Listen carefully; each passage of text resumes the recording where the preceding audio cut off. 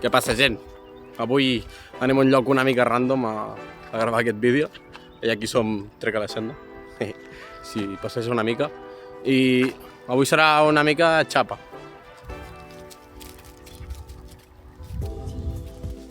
Muy bien, pues lo dit. Avui serà un vídeo formato charla, ¿vale? Espero no fer-me passat. O sigui, el que us vull explicar una mica és la meva relació amb el CrossFit des que he començat fins l'actual que tinc.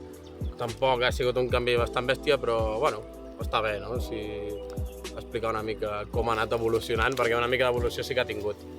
Per començar, jo vaig descobrir el CrossFit just després de la quarantena. Quan ens van deixar sortir, jo em vaig anar a apuntar a CrossFit. Bueno, vam anar amb el Joan, vam anar els dos.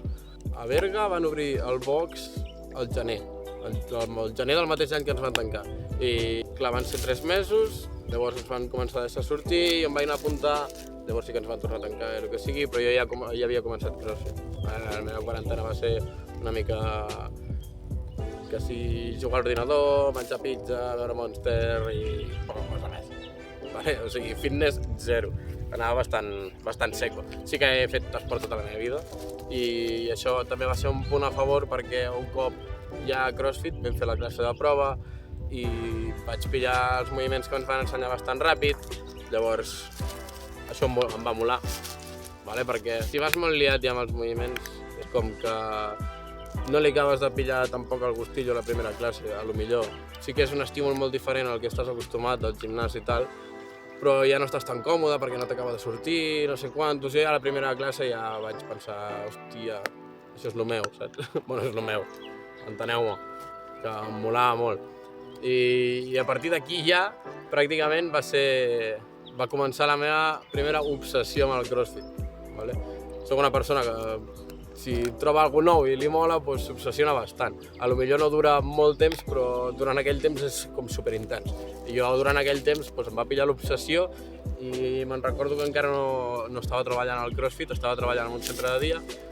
I jo feia jornada de partida i al matí acabava la jornada, ja estava amb la motxilla per anar cap a CrossFit, me n'anava a CrossFit, llavors dinava, que menjava un huevo per intentar guanyar una mica de volum, i llavors ja treia el gos, tornava a treballar i a la tarda estava esperant a veure que pengessin la foto dels resultats del dia per veure si havia pogut guanyar amb el que estava picat. Cada dia era això, cada dia era que si 300 vídeos de tècniques d'halterofília, que si 300 vídeos de motivació de CrossFit, de professionals i tal. Això era el meu dia a dia. I així vaig passar bastant temps.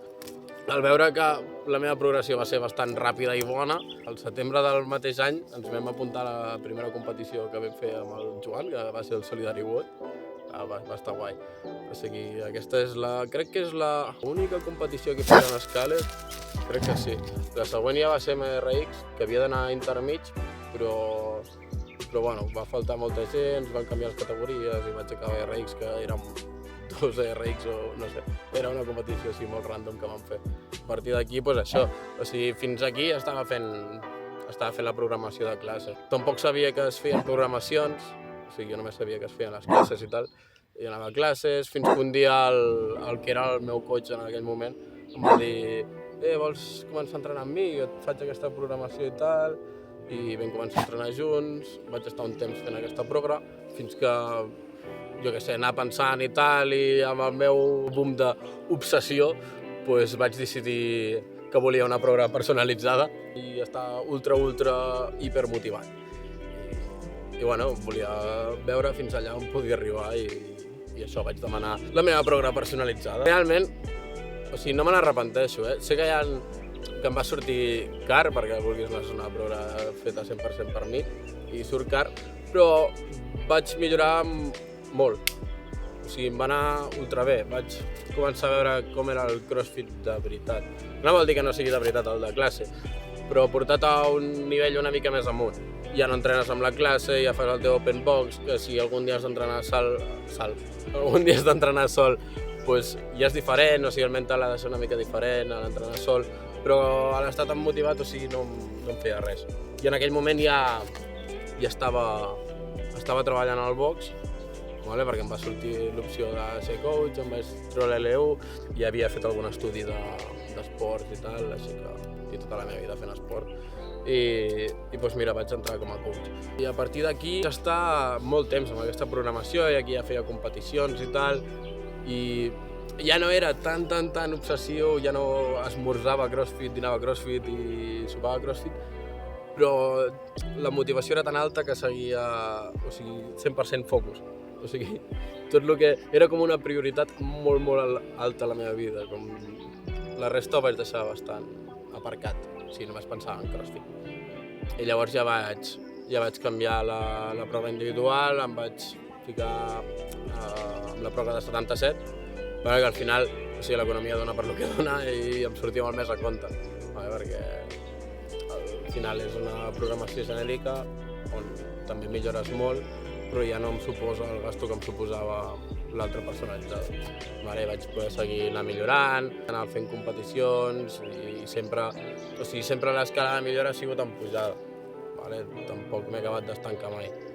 Sempre era cada dia entrenar, de vegades el volum se'm feia al principi, sobretot el canvi de la individual amb la de 77 va ser el volum d'entrenament, el canvi va ser bastant hardcore i sí que les vaig passar una mica putes al principi. Em cansava molt, l'endemà ja anava fatigat, alguna sobrecàrrega i tal, i em va costar acostumar-me. Però bueno, al final, si vas fent, t'acabes acostumant.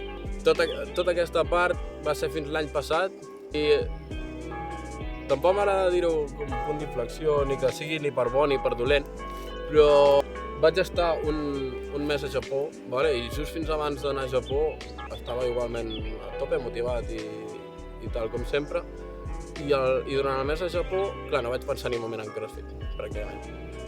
I al tornar va ser com en plan... he estat tot aquest mes sense CrossFit i no m'ha passat anar. I van haver-hi tantes emocions a Japó i tal, com que tenia tantes ganes d'estar-hi, que va ser com aquest punt de dir, hòstia, com que va baixar una mica la prioritat del CrossFit i em va costar molt tornar a pillar el ritme i no l'he acabat de pillar mai tant com abans. O sigui, entreno fort, entreno dur, però, per exemple, si un dia no entreno, no em sap greu. O si estic molt cansat i no puc acabar el volum d'entrenament d'aquell dia, doncs no l'acabo. Li dono una mica més de pausa al cos.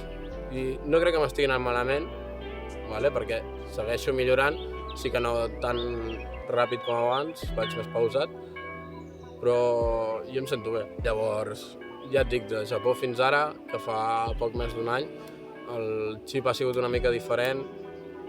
Sí que ja, potser sí que per competir ja no estic tan motivat. Abans m'hagués apuntat a qualsevol competició, ara algunes em fa una mica de mandra ja.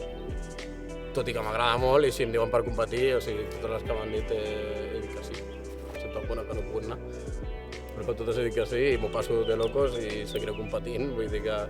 Però ja el mood és una mica diferent, ja no és full focus a entrenar per competir. Ara entreno més per mantenir la forma, intentar-la guanyar, sí que això segueixo entrenant a tope, vull dir que estic millorant, però li dono un respir al meu cos. O sigui, si algun dia em fa mandra entrenar, doncs no em sento malament per no entrenar. Puc no entrenar tranquil·lament un dia i dir, ja recuperaré el dia de descans, o si no recupero, doncs mira, mala sort.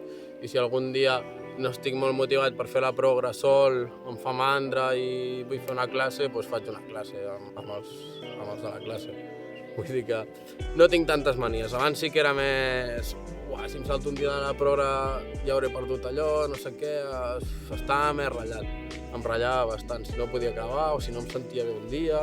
Ara si no em sento bé un dia, doncs no passa res, vaig a mig gas a l'entreno, però el faig o si no, no el faig. És una mica això. I suposo que aquí l'evolució. No vol dir ni que una part sigui millor que l'altra, ara estic bé, però abans també estava bé. Si tu vols agafar més xir, com estic agafant ara, doncs t'ho agafes. I si ho vols donar tot com m'ho donava tot abans, doncs ho dones tot. Vull dir que al final són etapes de la vida que van canviant i potser d'aquí un any em torno a pillar per anar a tope i ho torno a deixar tot i me deixo la vida un altre cop. Però de moment no. Estic en plena crisi dels 30, encara no tinc els 30, però estic ja amb la crisi, segurament. I tinc moltes ganes de fer coses, que no totes són CrossFit, que queda tampoc com un segon pla, però queda així camufladillo amb altres coses.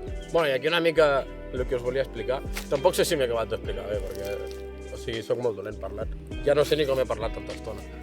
Vull dir que és un gran pas, però bueno, si algú li pot interessar, doncs allà ho té. Si algú se sent identificat, m'ho pot dir pels comentaris si vol. I això és tot. I aviam si aquest fin de podem fer alguna cosa xulo i ho gravo, rotllo videoblog, m'ho haria. Això sí, el mes que ve sí que hi haurà alguna sortida xula, allò 100% segur.